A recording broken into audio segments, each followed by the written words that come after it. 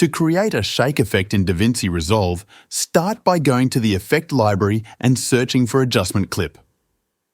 Drag and drop it onto the second video layer above your video clip. In this way, you can add effects to your clip without modifying it. Now, adjust the duration of the adjustment clip to match the duration of your video clip. After that, switch over to the Fusion tab.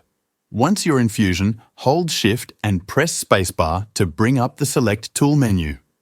In the search bar, type Camera Shake and choose the one without anything written in the brackets. This will apply a basic shake effect to your clip. Now, let's adjust the settings to make it look more natural. In the Inspector panel, increase the PTR speed to around 2 for a dynamic shake. If you want more subtle movement, try a lower value.